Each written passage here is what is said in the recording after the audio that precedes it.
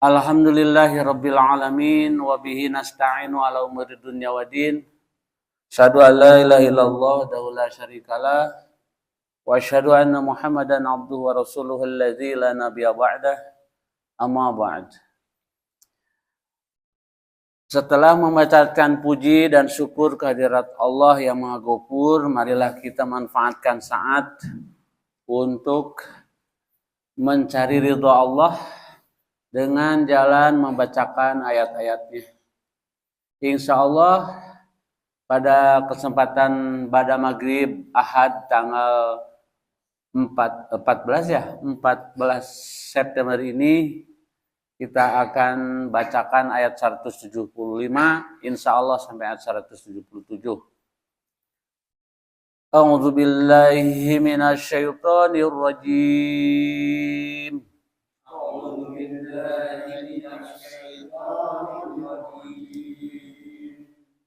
أولئك الذين اشتروا الضلالة بالهدى والعذاب بالمغفرة أولئك الذين اشتروا الضلالة بالهدى.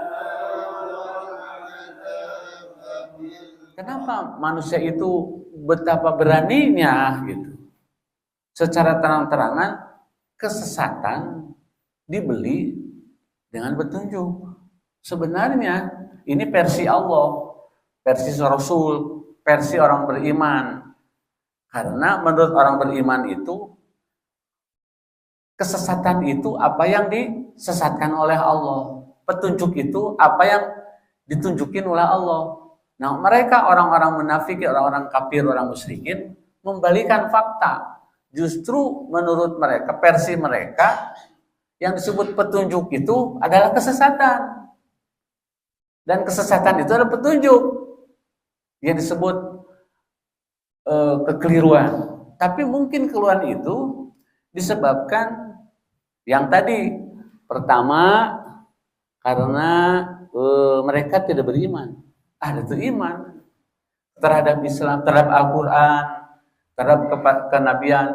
Jadi apa yang terindikasi di dalam kitab-kitab sebelumnya, kitab Injil, Taurat, bahwa akan turun Nabi terakhir, ya, yang namanya Ahmad.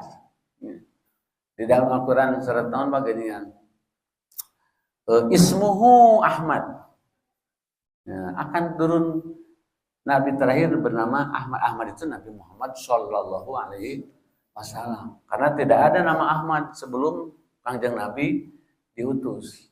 Di dalam Taurat, Injil ada isyarat, ada indikasi. Mereka menyembunyikannya.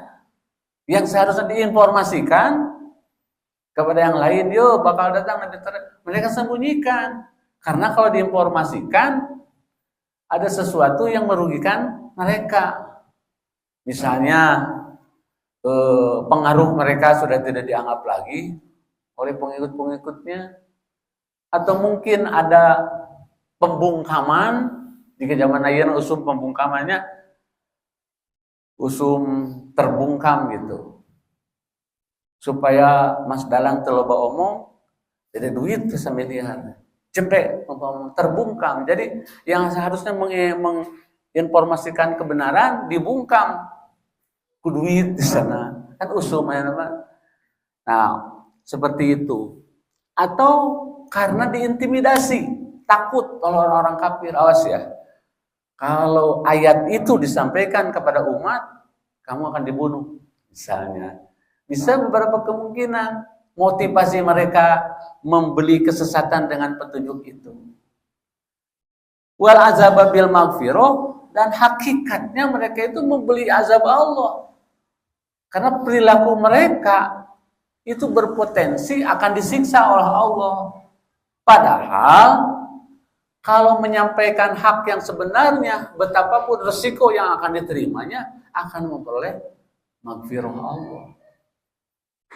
Yang kita semuanya ingin maghfirah Allah, Pak, ampunan maghfirah.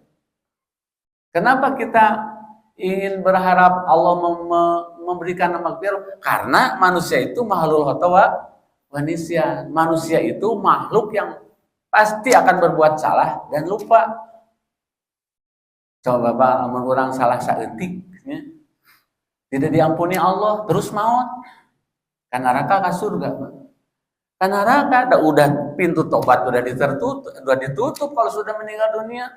Ketika di dunia kita sangat berharap hampir ieu ditukeran ku azab. Ya, banyak berupa contoh malah jika jeleman daripada orang sholat subuh kudu hudang subuh pacai ke masjid mending usaha ke pasar jualan sampo misalnya jualan cau buku keuntungan tak eta teh orang yang meninggalkan kewajiban untuk meralih dunia itu sareng mencari azab Allah melepaskan maghfirah Allah gitu. Secara umum lafdinya lapat umumnya gitu. Ari bil khususi labdi mah ngomongkeun orang-orang kafir Quraisy. Ngomongkeun orang-orang ahlul kitab yang mereka tahu di dalam kitab itu ada isyarat petunjuk akan datang nabi terakhir. Fama asbarahum ala nar. Subhanallah, Pak. Kalimat ieu kalimat anu bahasa naon itu ya? Bahasa ejekan dari Allah kepada orang-orang kafir. Fama asbarahum ala nar. Di sini diartikan maka alangkah beraninya mereka menentang api neraka. Kenapa menggunakan asbarahum? Asbar itu sabar. Meni sabar si eta. Sabar teh naon Pak? Teu bahasa sabar itu ngeureuh nikreuh. Najan keuna ku pateuh asal jangan kakeunaan ku hama ayeuna.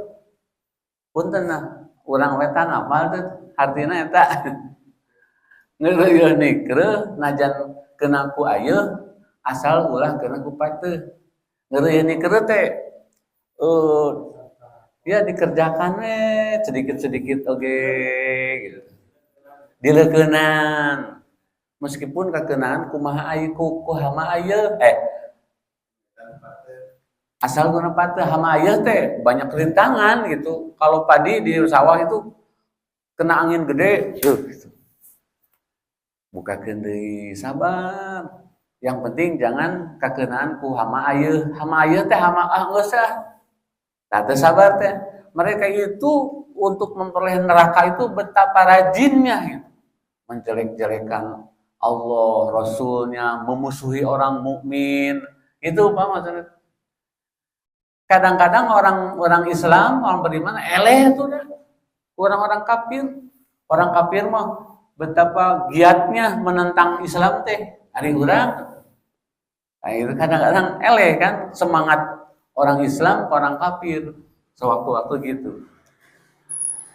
Zalika bi anallaha nazzalal kitab bil haq. Demikian itu dikarenakan Allah menurunkan kitab dengan hak, dengan kebenaran-kebenaran. Jadi kitab itu pasti membawa hak.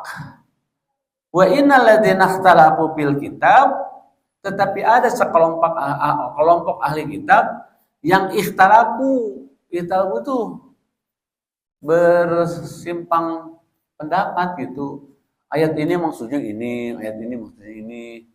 Ayat itu mah udah sunatullah sebenarnya. Di dalam Islam juga ikhtilafu umati itu pasti terjadi perbedaan umat itu. Maka di dalam Al-Qur'an dikatakan fa idza asnan atiullaha wa ati rasul wa amrikum fa in tanazatum bisain farudhu ila Allah wa rasulih. Taatlah kepada Allah, pada Rasulnya. Apabila kalian mengalami deadlock pendapat, deadlock pemahaman, yuk, asa benar itu masa benar. Untuk jadi barometer mana yang benar sesungguhnya, paruduhu, kembalikan kepada Allah dan Rasul. Cari dalil dalam Al-Quran dan hadis yang sahih. Sok gali eta. Kemudian masih deadlock, ya udah saling menghargai aja gitu. Nah, mereka itu berbeda pendapat karena berbeda pendapatan. Ikhtilafu fil kitabi itu karena beda pendapatan. Misalnya motivasinya ini, ada yang mempertahankan kebenaran, mempertahankan pendapatan, gitu banyak. Sampai sekarang sudah jadi apa namanya sunatullah gitu. Apalagi diurangkan pendapat cek ieu ijazahan palsu, cek ieu asli. Kerame tapi kayaknya can anggeus-anggeus Pak. Membicarakan ijazah palsu atau henteu. Rame karena yang satu menegakkan kebenaran, yang satu menegakkan pendapatan. Mun ngagaji mah bakal robah pendapatnya. Nah gitu, padahal untuk membuktikan sangat mudah sekali. Ieu ijazah aing deuk naon geus beres mah selesainya. Karena itu ada sesuatu yang disembunyikan, ya lila gitu. Itu yang disebut ikhtilafu fil kitab pun seperti itu. Bersikuku ini mempertahankan ini, menyembunyikan tentang kerasulan Muhammad SAW yang sebagian mempertahankan bahwa ini benar. Jadi ketika Rasulullah SAW, ketika Nabi Muhammad sebelum diangkat jadi Rasul, itu kan berhalwat di Gua Hiro. Kemudian didatangi Jibril. Iqra, la nabi qari'in. Kata Jibril, baca, saya tidak bisa baca. Terus turun 5 ayat surat Al-Alaq-nya, Iqra bismi rabbikal ladzi khalaq, khalaqal insana min 'alaq, Iqra rabbukal akram, alladzi 'allama bil qalam, 'allamal insana ma lam ya'lam. 5 ayat eta. Wangsul ka bumi. Kemudian mengadu kepada Khadijah, saya mendapat keanehan gitu. Belum nyadar itu teh wahyu Allah. Kemudian Rasulullah dibawa oleh Siti Khadijah ke pamannya, yaitu Waraqah bin Naufal. Begini, wah, dia udah tahu. Pendeta Waraqah tahu, ini calon Nabi itu ini, sebagaimana yang dijanjikan dalam kitab. Khadijah, amankan suamimu. Kenapa? Kalau diketahui oleh orang-orang ahli kitab bisa dibunuh. Kenapa? Karena simpang siur pendapatnya. Ada sebagian yang mempercayai bakal datang Nabi terakhir yang ditunggu-tunggu, seperti Waraqah bin Naufal. Khadijah, kalau saya ada umur, saya akan masuk Islam, akan menjadi pengikut Muhammad, kan itu. Cuman sebelum Rasulullah diangkat jadi Rasul, Waraqah bin Naufal udah meninggal dunia. Nah, itu salah satu bukti kebanyakan orang ahli kitab itu menyembunyikan ayat-ayat di dalam kitab yang mengisyaratkan bakal turunnya Nabi terakhir itu, tapi mereka sembunyikan. Nah, orang yang berpendapat yang ikhtilaf itu artinya yang berseberangan pendapatnya dengan kitab yang sebenarnya, lapisik kokin bain. Mereka itu sesat sejauh-jauhnya. Orang yang tidak percaya kepada isyarat dalam kitab yang menunjukkan Allah akan menurunkan Nabi terakhir Muhammad SAW, itu orang yang sesat. Orang sesat. Sebagaimana saya pernah sampaikan bahwa agama Islamlah yang sempurna. Kenapa? Karena meyakini 25 Nabi. Orang Kristen hanya 24 Pak ya, sampai Isa alaihissalam. Orang Yahudi cuma 23 sampai Musa alaihissalam. Ini benerna gitu katanya. Urang mah 25 yang benar. Nah, itulah para Bapak sekalian ayat 176. 177 rada panjang ya.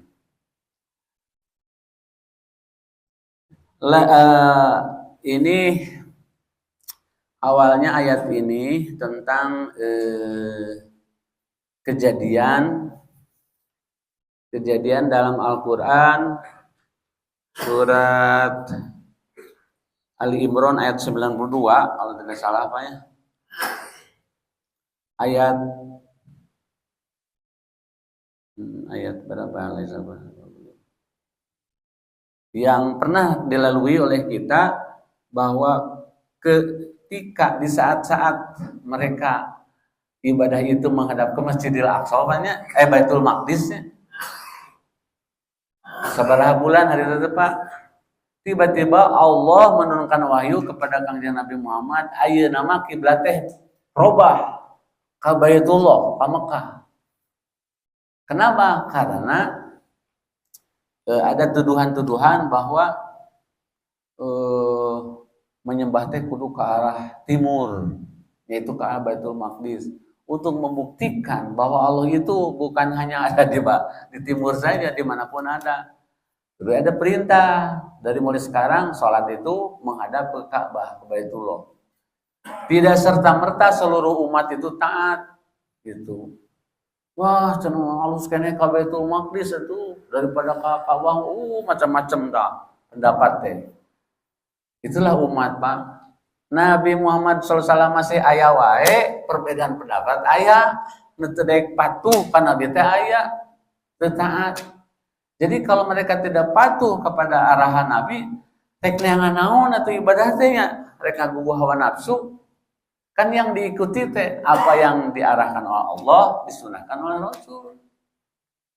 Marana teh tidak serta-merta menerima, cenah eta Nabi aya keneh komo ayeuna.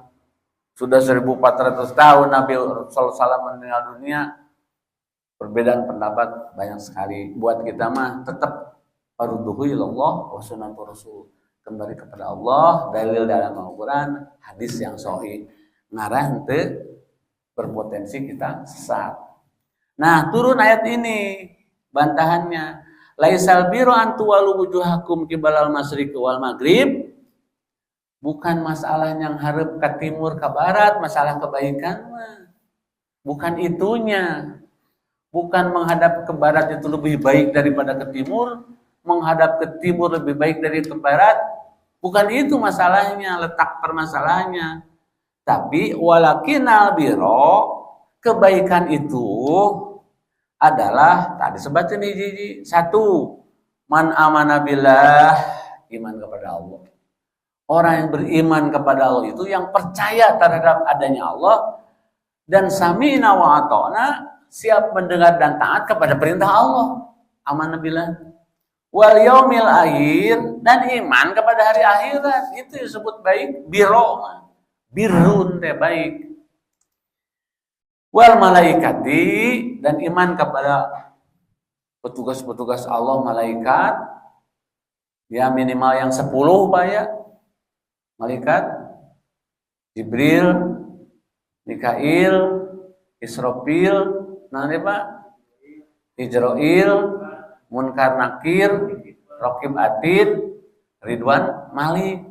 Minimal sakitu percaya. Yang jelas malaikat itu banyak. Kita yakin meskipun tidak pernah bertemu dengan malaikat karena ada petunjuk di dalam Al-Qur'an. Eta orang yang baik mah yang percaya malaikat ada. Bahkan yakin ketuhuan orang kirieun urang teh aya malaikat setiap saat. Dan malaikat itu makhluk halus. Kalau malaikat makhluk kasar heureun dunya teh. Karena makhluk halus seperti jin ya tidak butuh ruang dan waktu. Kemudian yang albiru itu wal kitabi, orang yang percaya kepada isi Alkitab.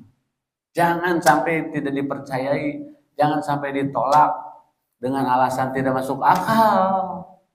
Ayat cenah udah tidak up to date lagi, sudah ketinggalan zaman, udah dilewat. Tidak semudah itu. Yang harus direvisi itu bukan Al-Quran, otak kita, gitu kan? Apalagi Al-Quran tidak mengenal usang, tidak mengenal expire, senantiasa up to date. Wan nabiyina, dan percaya kepada para nabi. Minimal 25 nabi yang tadi. Wan nabiyina, percaya. Saya percaya iman kepada Nabi Adam. Iman kepada Nabi Idris dan terus-terusnya. Iman, sedikit pun tidak ragu para nabi itu. Kemudian diimplementasikan, dibuktikan, diwujudkan. Orang yang baik itu satu, wa ta'amala ala hubbihi, mengeluarkan, menyedekahkan, mengeluarkan zakat ataupun apapun harta yang dicintainya. Harta yang dicintainya. Nah ini Pak, sedekah yang terbaik itu adalah mengeluarkan harta yang dicintainya.